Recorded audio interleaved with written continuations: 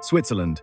We recognize it for its timepieces, alpine skiing, and exceptional chocolate, but even more prominently for the Swiss banking sector, unparalleled globally for its confidentiality and impartiality. However, as we'll discover in this examination, impartiality and confidentiality possess a sinister aspect. For during World War II, Germany utilized Swiss financial institutions to advance their military campaign, and since the conflict concluded, we've revealed the reality of just how avaricious the largest Swiss banking establishments actually were, the foundation of Swiss neutrality. While the Swiss never harbored the territorial ambitions of other major European nations, like France, the UK, and Germany, they did possess a very sharp awareness for economic influence, which is why they systematically developed banking confidentiality legislation that safeguarded the anonymity of individuals utilizing their financial institutions. In their geopolitical circumstances, this made considerable sense, since the Swiss also implemented a strategy of armed impartiality to protect themselves and their banks. This means preventing military partnerships and never participating in the conflicts of other nations. It demonstrates their determination that Switzerland maintained the oldest neutrality stance globally, with the final conflict they engaged in being the one that witnessed Napoleon's defeat in the early 19th century. The Swiss banking secrecy laws were originally designed to protect wealthy clients from political persecution and taxation from their home governments. What began as a protective measure would eventually become a tool for something far more sinister. The Banking Confidentiality Act ensured that account holders' identities remained completely anonymous, with criminal penalties for any banker who revealed client information. This made Switzerland the perfect location for hiding wealth, regardless of its origin. So, when World War II witnessed the Swiss encircled by Axis and allied nations, they took extremely serious measures to prevent being drawn in, at one point mobilizing almost 1 million troops to defend themselves from invasion. This massive mobilization represented nearly a quarter of their entire population, demonstrating their absolute commitment to remaining outside the conflict. The Swiss prohibited American, British, and German aircraft from traversing their airspace or crossing their country, and anybody not adhering to these regulations found themselves in Swiss detention facilities. They shot down aircraft from both sides that violated their airspace, treating all belligerents with equal hostility to maintain their neutral appearance.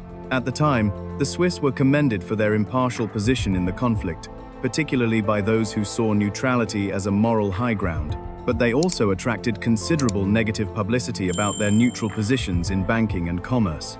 They were prepared to continue accepting gold and conducting business with all nations, including Nazi Germany, raising serious questions about whether true neutrality was even possible in such circumstances.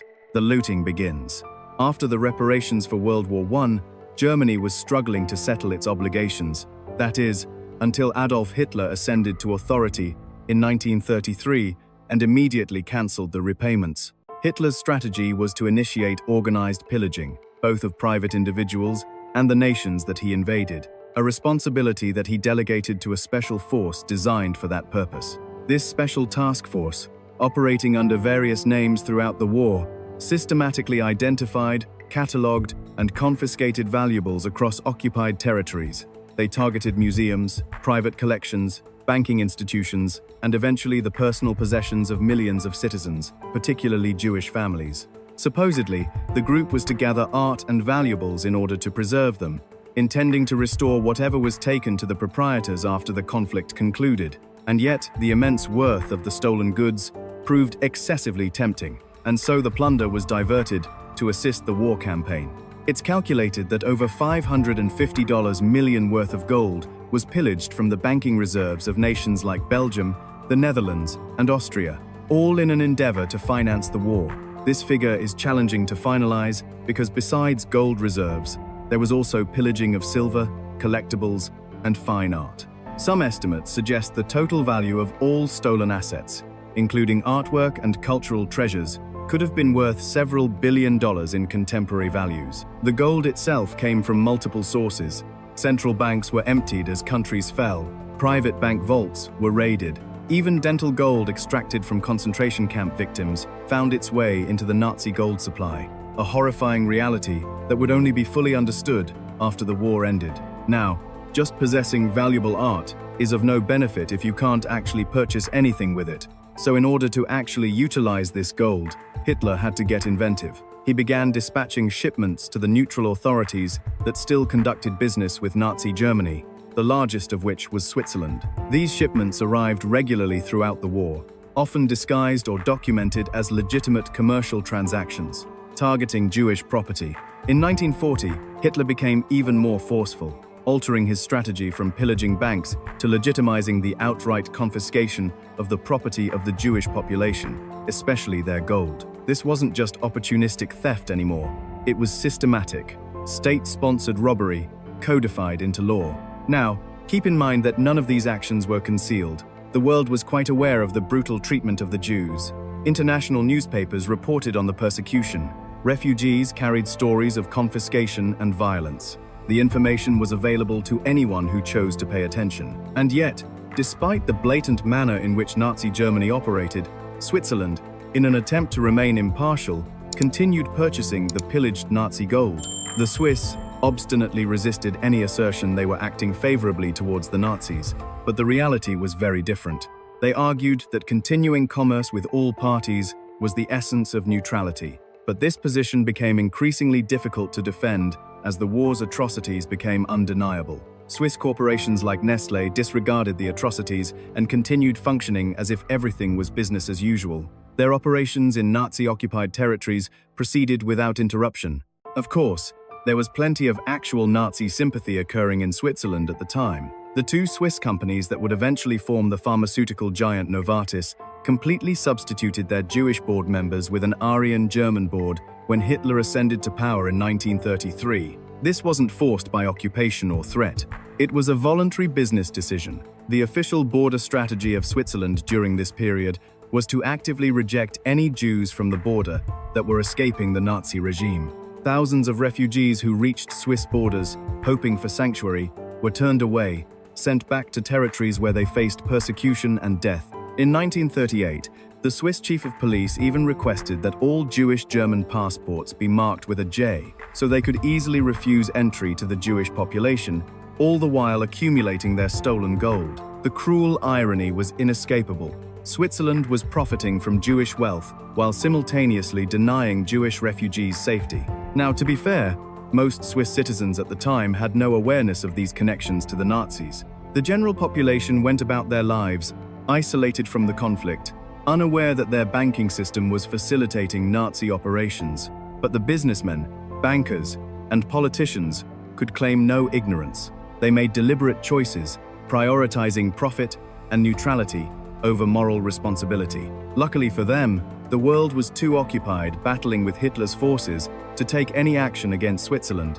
But after the conflict ended in 1945, the global attention shifted towards those renowned private vaults in the Swiss Alps. Post-war reckoning, Allied forces, acting on behalf of the hundreds of thousands of Jewish victims, demanded the Swiss banks surrender the gold they had been storing away. The banks resisted at first, of course, citing their sacred banking secrecy laws and claiming they couldn't identify account holders without proper documentation. But an international agreement forced them to relinquish $60 million to the victims and their families a year after the conflict was won. Even this initial payment came only after tremendous diplomatic pressure.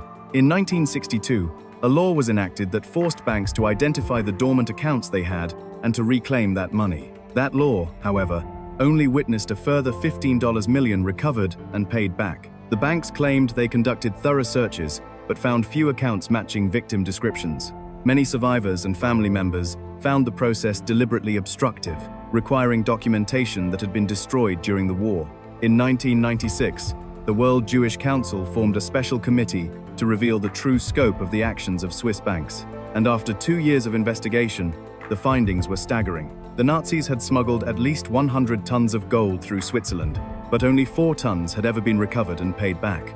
The discrepancy was shocking and undeniable. The investigation uncovered systematic efforts by banks to deny accounts existed, destroy records, and obstruct inquiries. Bank employees had actively discouraged survivors from pursuing claims, demanding impossible levels of documentation. The WWII sued the banks and won a lawsuit that witnessed several Swiss banks and companies contribute to a settlement of over $1.25 billion to disperse to the victims of the Holocaust around the world, who numbered at just under 500,000 at the time. Several banks like Credit Suisse and UBS, as well as Nestlé and other smaller companies participated in that settlement. UBS also made a donation of $40 million to the International Red Cross as a token compensation for the unclaimed accounts. While substantial, many argued the settlement represented a fraction of the actual value of stolen assets, still held in Swiss vaults. The lingering questions. Of course, there are many who still aren't satisfied with the way the Swiss banks handled the post-war repayments.